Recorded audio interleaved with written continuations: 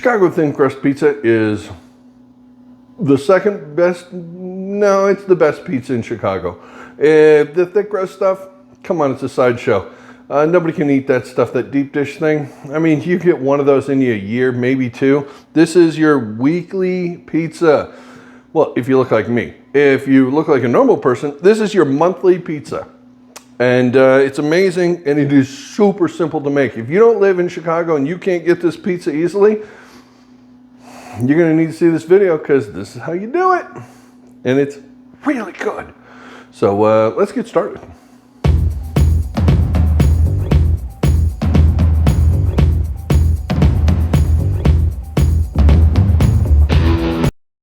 Chicago Thin Crust Pizza is one of the easiest doughs to make. If you've never made pizza dough before, or if you've tried and failed, this one's super simple. So if you have a mixer and can do this with a mixer, great. If you don't, you can do this in a food processor. There's a couple of techniques here.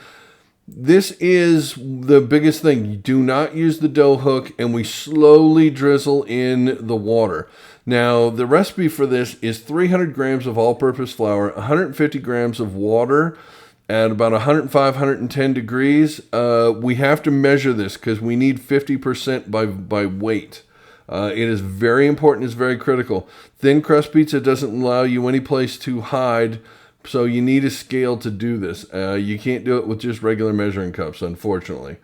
So to the water, we have a half a package of active yeast.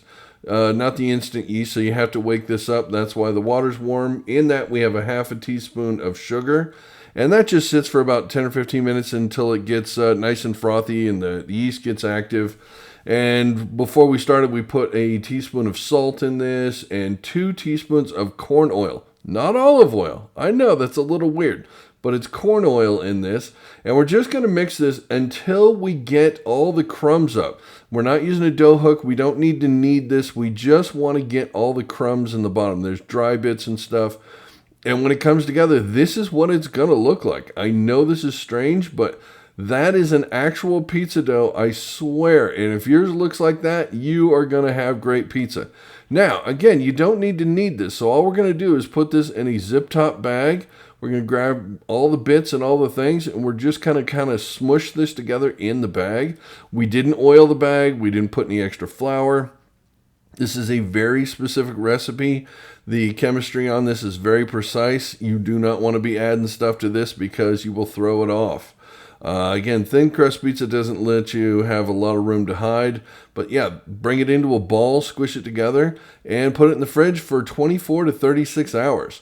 When that's done, you can see it's a little bit thicker. It's come together. It's nice and soft. We're just going to add a little bit of flour to it here, a little flour to our work surface. I'm doing this straight on the granite countertop. If you have a different surface that isn't as friendly, this also works. We are not, stretching this dough out. We're rolling it out. This is, this is like pie dough or biscuits or that sort of thing. This is great for the beginner because it doesn't take any technique. Now we're using a 15-inch pan, and we want this to be about 1 inch over all the way on the outside. The biggest thing is we want the thickness to be about 1/8 of an inch. That's the critical part here, and we are there. That's perfect, and you can see we've got about 1/8 of an inch on the thickness. Now we're going to take a paring knife, and we're just going to cut around this to make our perfect round shape. Again, this is the perfect beginner pizza. Look at that. It's a perfect dough. Now we need some parchment paper to cover it because we're going to put it on this pan. And to get it there, we just fold it in half and then fold it in half again like that. It won't stick to itself. It won't get destroyed. This is a very forgiving dough. That's perfect. Now we're going to put another piece of parchment paper on top. Say that a couple times fast. With the pizza covered top and bottom, we're going to stick this in the fridge for about an hour. With the dough all squared away, let's make our sauce. This is a no-cook sauce with just some tomato sauce, some tomato paste.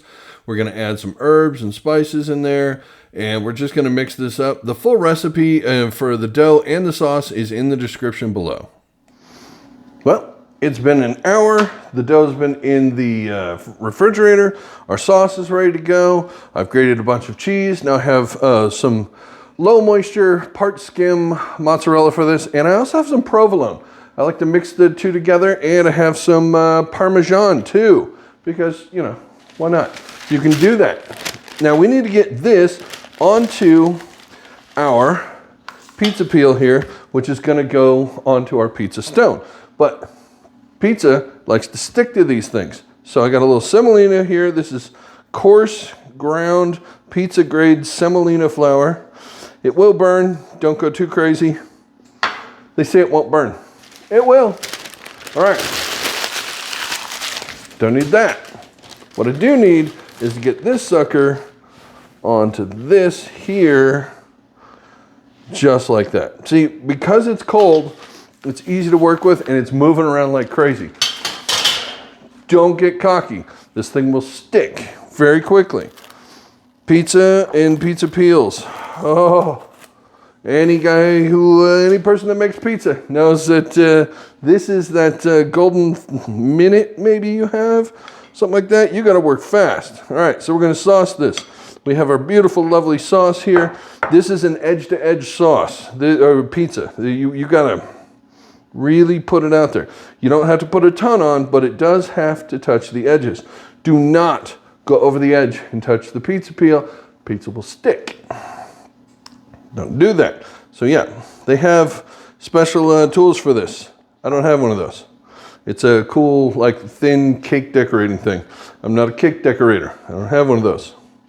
I do have is one of these, and patience to do this. But yeah, just get it to the edge. Again, try not to go over. If you do, try to pull it back a little bit. There you go. The sauce also burns on the peel, the pizza stone. Sorry, not just the peel screwing up. It'll screw up your pizza stone like crazy. Some people call it seasoning. I call it burnt. But yeah, you gotta touch the edges carefully. This actually takes a little bit more work than it looks like. Maybe I'll fast forward because this is gonna take me a minute, sadly. All right, that took a minute. I had to pause there for a second and go on the internet and order one of those things for doing this, because I ain't doing that again. That's the hard way. So I will see if I can find the link to the little tool for that. Maybe it's up here. If it isn't, then I lied and I didn't find it. But hopefully I did, because if you're going to make a lot of these pizzas, you're really going to want one of those. All right, I love to put parm a little bit into the sauce. Not a ton, just a smidge on this layer. That helps. Now we're going to grab our mozzarella. I have grated this up very, very large, as you can see. And there's a mix in here because I had some that was already grated from another thing I had done, which was slightly different. And so there you go. But yeah, larger, you get a really nice melty thing with this.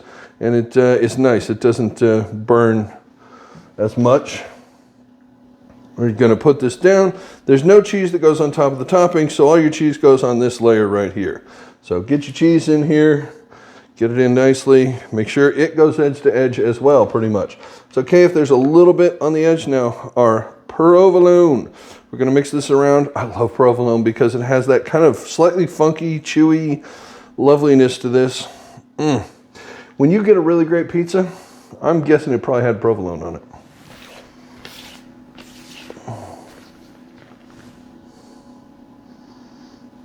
Okay, fill in any spots, move this out. Try and get it to the edges. That's a lot of cheese.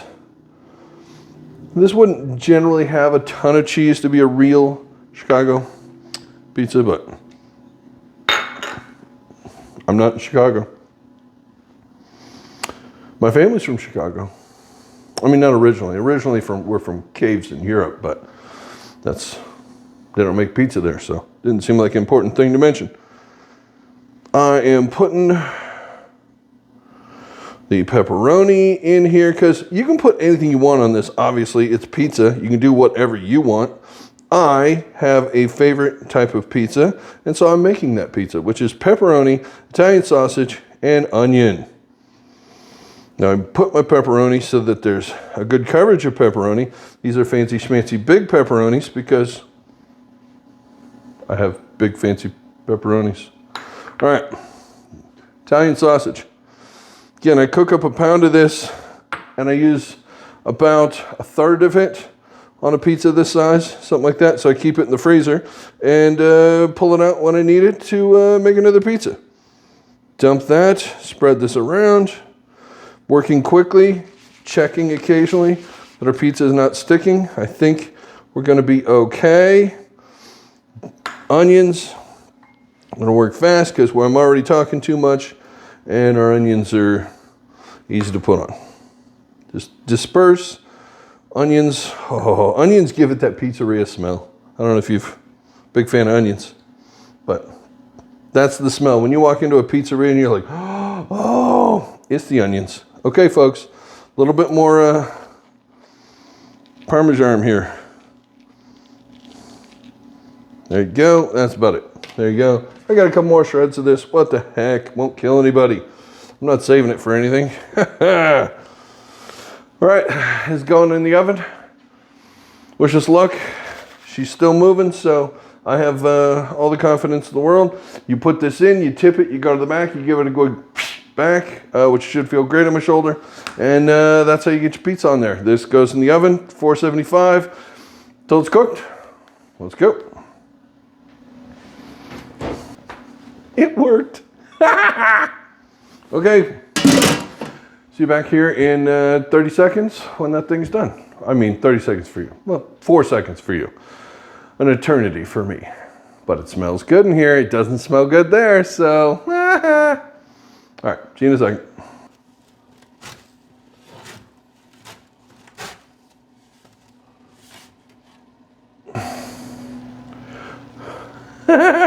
Okay, folks. That is pizza. Now, it goes down on a rack here, as you see the screen, because this dough is kicking off a ton of steam and everything else under this. So if we ventilate this, it stays crispy. And we made a crispy pizza, so we want crispy. And I have this camera and that camera and that camera. It's so pretty. And I used the leftover dough to make some knots. Because you can do that. I can do that. Oh my God. All right, this is sat here for about 2 minutes, which is enough time for it to kind of firm up and do its thing. We have it on our pizza screen here, and I have this underneath it to help keep it ventilated, because ventilated helps pizza taste good. Pizza screens are fantastic. Use one of these or some sort of a rack, cooling rack. So this sits here a couple of minutes, makes all the difference in the world. Trust me, that is how it's done. Now, I have one of these. Chicago pizza is pub cut, which means square pieces. We don't do this in the, we got to do this way. So I'm going to go right down the middle. And now I'm going to cut off here. Do another one here. Here. And there, can you hear that crunch? Can you hear that? That's amazing. Now we go right down the middle. I hope the audio is picking that up, because holy crap. That is some crunchy pizza, and we got some beautiful puffiness and some amazing things. And I'm going to show you this. Look at that lovely crust development. Oh yeah, that is insane. I know it's hot, but I'm going in. I don't care. Undercarriage.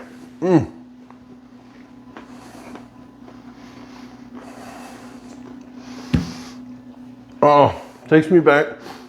Food brings back memories. I have such great memories of this style pizza. Oh my God, they're just all flooding back right now. And if you have great memories of this kind of pizza, then you should totally make one of these pizzas, because you saw it's not hard. This is seriously easy. And I'm supposed to finish the video. I want to eat. Okay, fine, I'll put it down. And when you see the thumbnail, it's missing a chunk, because I couldn't wait. So thanks for watching this pizza video. You know how to make Chicago thin crust pizza now. It's seriously easy. Doesn't take anything special. It's not one of those like New York things where it's insanely difficult to do and takes decades to master. You can watch this video, duplicate this, and you can make this first try, I promise. So thanks for watching, and I'm gonna do a lot more pizza stuff because there's a lot of pizza world out there. And here you go. Let's see you back on the next one. There's a like and subscribe thing down there. It's free, doesn't cost anything. It's not like the join thing or memberships and all. Pardon me, pizza in my throat. But yeah, just if you want to subscribe and see more of these things, I would love it. And I would see you back here on the next video. Thanks for watching. See you next time. Bye.